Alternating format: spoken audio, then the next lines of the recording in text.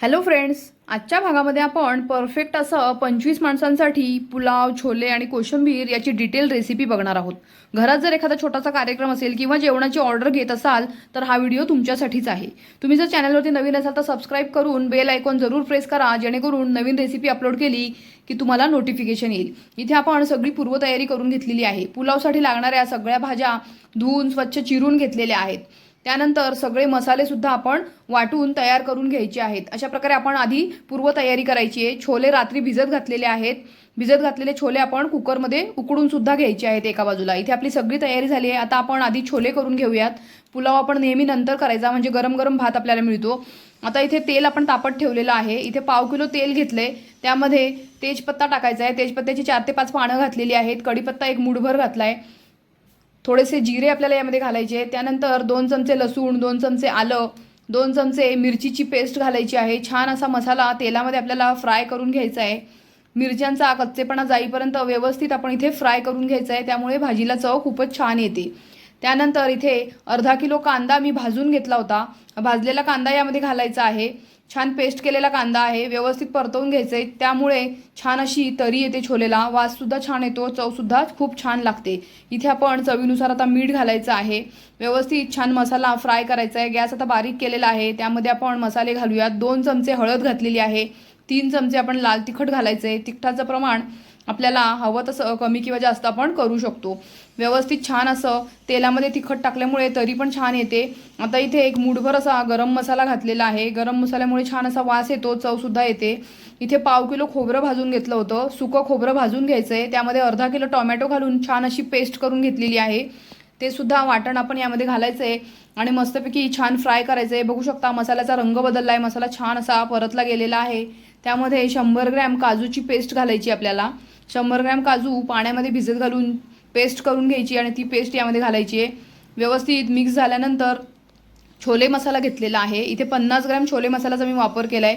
छोले मसाला घातला आहे, त्यावर थोडीशी कोथिंबीर घालायची आहे. व्यवस्थित मसाला छान असा फ्राय करून घ्यायचा आहे. अगदी तेल सुटेपर्यंत मसाला परतवणं गरजेचं आहे.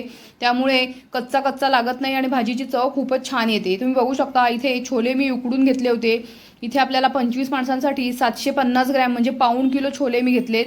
ते रात्री भिजत घातले होते. सकाळी कुकरमध्ये छान असे उकडलेले आहे. तुम्ही बघू शकता पटकन असं दाबल्यानंतर छोला आपला शिजलेला आहे. आता यामध्ये आपल्याला किती ग्रेव्ही करायची त्याप्रमाणे आपण पाणी घालणार आहोत. एक भांडभर पाणी घातलेलं आहे. छान अशी उकळ आलेली आहे छोलेला, तुम्ही बघू शकता तरी पण छान येते. आता यावरती भरपूर अशी कोथिंबीर पेरायची आहे आणि मस्तपैकी झाकून ठेवायचं आहे. अशा प्रकारे आपले छोले तयार आहेत. आता आपण करूयात पुलाव. पुलाव करण्यासाठी आपण इथे बासमती तांदूळ घ्यायचा आहे. लांब तांदूळाचा वापर करायचा आहे. इथे मी 2.5 किलो बासमती तांदूळ घेतलेला आहे. तुम्ही बघू शकता तांदूळ छान असा धुवून ठेवायचा आहे. 3 ते 4 पाण्यातनं आपण हा तांदूळ छानपैकी धुवून घेणार आहोत. धुतलेला तांदूळ आपण चाळणीमध्ये नितरत ठेवायचा आहे आणि मग आपण पुलाव तयार करायला घ्यायचा आहे. तोपर्यंत तांदूळ छान असा भिजतो. इथे एक मोठं पातेलं घेतलेलं आहे. त्यामध्ये आपल्याला 350 ग्रॅम मी तेल घातलेलं आहे. त्यामध्ये एक एक करून सगळे अख्खे गरम मसाले घालायचे आहेत. लवंग, मिरे, दालचिनी, तेजपत्ता. त्यानंतर आपण इथे 2 चमचे जिरे, 2 चमचे बडीशोप, कोथिंबीर, कढीपत्ता घातलेला आहे. व्यवस्थित मिक्स करायचं आहे. 2-2 चमचे प्रत्येकी आलं, लसूण आणि मिरचीची पेस्ट घालायची आहे. तिखट आपण आवडीनुसार कमी किंवा जास्त करू शकतो. एखादी बर्थडे पार्टी असेल, लहान मुलं खाणार असतील तर आपण थोडंसं कमी तिखट करायचं आहे. इथे आता व्यवस्थित छान असं तेलामध्ये मसाला फ्राय झाला आहे. सगळ्या भाज्या छान धुवून ठेवल्या होत्या.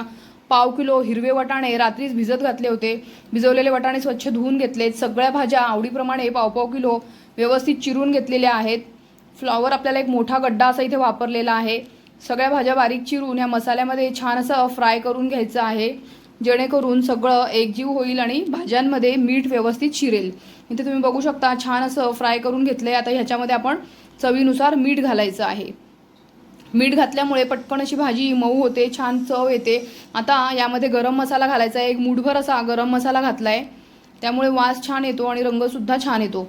त्यानंतर हा जो तांदूळ आपण धुवून ठेवला होता, 25 माणसांसाठी फक्त पुलाव आणि छोले आहेत, त्यासाठी आपण इथे 2.5 किलो असा तांदूळ घेतलेला आहे. तांदूळ छान असा फुललेला आहे. तुम्ही बघू शकता छान तांदूळ भिजला आहे. आता यामध्ये तांदूळ घालायचा आहे. तेलामध्ये मसाल्यांमध्ये भाज्यांसोबत हा तांदूळ परतवून घ्यायचा आहे. त्यामुळे पुलाव असा मोकळा आणि छान तयार होतो.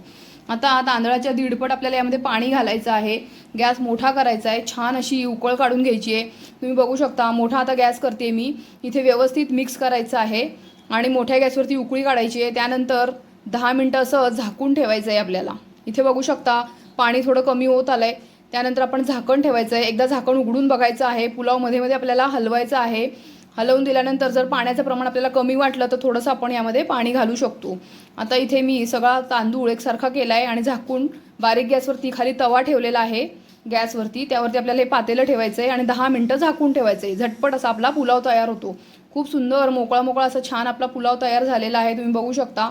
आता इथे याच्यावरती आपण थोडीशी कोथिंबीर घालायची आहे। पुदिन्याची पानं स्वच्छ धुवून घेतलेली आहे ती घालायची आहे। थोडंसं हलकं मिक्स करून द्यायचं आहे। पुलाव आपला तयार आहे। आता इथे आपण कोशिंबीर तयार करूया। त्यासाठी अर्धा किलो काकडी सोलून चोचून घेतलेली आहे। अर्धा किलो टोमॅटो छान बारीक चिरून घेतले, दोन्ही घट्ट पिळून घ्यायचं आहे। त्यामध्ये आपण साखर, मिरचीची पेस्ट, शेंगदाण्याचा कूट घालायचा आहे, मीठ घालायचं आहे चवीनुसार, पाव किलो दही घालायचं आहे, थोडीशी साखर घालायची आहे, कोथिंबीर घालायची आणि सगळं मिश्रण एकजीव करायचं। अशा प्रकारे कोशिंबीर सुद्धा आपली तयार आहे। फ्रेंड्स, जर चॅनलवर नवीन असाल तर सबस्क्राईब करा, रेसिपी आवडली असेल तर लाईक करा, शेअर करा, कमेंट करायला मात्र विसरू नका। भेटूया पुढच्या भागामध्ये।